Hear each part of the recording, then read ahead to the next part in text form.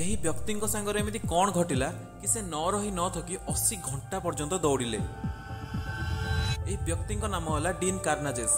Dean ଆମେରିକାରେ corporate job କରୁଥିଲେ, କିନ୍ତୁ ସେ ତାଙ୍କ ଚାକିରିରେ ଖୁସି ନଥିଲେ। ତାଙ୍କୁ ଲାଗୁଥିଲା କି ଚାକିରି ତାଙ୍କ ଜୀବନରେ ପୂର୍ଣ୍ଣତା ଆଣିପାରୁନି। ଡିନ୍ ଗୋଟିଏ ଦିନ ରାତିରେ ଅଶାନ୍ତ ହୋଇ ତାଙ୍କ ପୁରୁଣା ଜୋତା ପିନ୍ଧି ଦୌଡ଼ିବା ଆରମ୍ଭ କଲେ। ବିନା କୌଣସି ଟ୍ରେନିଂରେ ସେ ସେହି ରାତିରେ 48 କିଲୋମିଟର ଦୌଡ଼ିଲେ। ସେଦିନ ସେ ଯେଉଁ ପ୍ରଗାଢ଼ତାରେ ଥିଲେ, ତାଙ୍କୁ ଲାଗିଲା କି ତାଙ୍କର ପୁନର୍ଜନ୍ମ ହେଉଛି ଓ ତାଙ୍କୁ ସେହି ଦିନ ଲାଗିଲା କି ସେ ଲଙ୍ଗ ଡିଷ୍ଟାନ୍ସ ରନର ବନିପାରିବେ। 1993ରେ 30 ବର୍ଷ ବୟସରେ ଡିନ୍ ତାଙ୍କର ଟ୍ରେନିଂ ଆରମ୍ଭ କଲେ ଓ 1993ରୁ 2004 ପର୍ଯ୍ୟନ୍ତ ସେ ବହୁତ ଖତରନାକ ରେସ୍ରେ ଭାଗ ନେଲେ, ଯେମିତିକି -ଡିଗ୍ରୀ ଥିବା ଇଲାକାରେ ଦୌଡ଼ିବା, ବହୁତ ଲମ୍ବା ଲମ୍ବା ମାରାଥନ୍ ଦୌଡ଼ିବା ଇତ୍ୟାଦି। ଏହାପରେ ସେ ଆଉ କିଛି ଏକ୍ସଟ୍ରିମ୍ କରିବାକୁ ଚିନ୍ତା କଲେ। 2005ରେ ଡିନ୍ 563 କିଲୋମିଟରର ନୋ ସ୍ଲିପ୍ ରନ୍ କଲେ, ମାନେ 80 ଘଣ୍ଟା ଲଗାତାର 3 ଦିନ ନ ଶୋଇ ନ ରହି 563 କିଲୋମିଟର ଦୌଡ଼ିଲେ।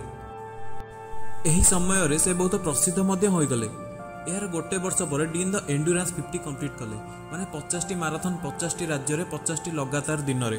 ସରଳରେ କହିଲେ, ଡିନ୍ ଗୋଟିଏ ମାରାଥନ୍ ଯେଉଁଟାକି 42.2 କିଲୋମିଟରର, ତାହାକୁ ଗୋଟିଏ ଦିନରେ ଦୌଡ଼ିବେ, ତାପରେ ରେଷ୍ଟ ନେଇ ପରଦିନ ଆଉ ଗୋଟିଏ ରାଜ୍ୟକୁ ବାହାରିଯିବେ ମାରାଥନ୍ରେ ଭାଗ ନେବା ପାଇଁ ଓ ଏହା ଲଗାତାର 50 ଦିନ ପର୍ଯ୍ୟନ୍ତ ଚାଲିବ। ଡିନ୍ ଏତେ ଲମ୍ବା ଦୌଡ଼ ଦୌଡ଼ି ପାରୁଥିଲେ କାରଣ ଯେତେବେଳେ ତାଙ୍କ ଶରୀର ଉପରେ ରିସର୍ଚ୍ଚ ହେଲା, ସେତେବେଳେ ଜଣାପଡ଼ିଲା କି ତାଙ୍କର ମସଲ୍ ଏନ୍ଜାଇମ୍ ପ୍ରୋଫାଇଲ୍ ସାଧାରଣ ଲୋକଙ୍କଠାରୁ ଅଲଗା ଥିଲା।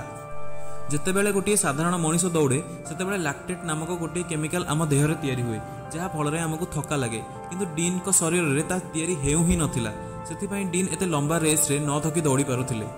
ଡିନ୍ଙ୍କ ପାଖରେ ଏହା ଗଡ୍ ଗିଫ୍ଟେଡ୍ ଥିଲା। ଆପଣଙ୍କ ପାଖରେ କିଛି ଏଭଳି ଟ୍ୟାଲେଣ୍ଟ ଅଛି କି? କମେଣ୍ଟରେ ଜଣାନ୍ତୁ।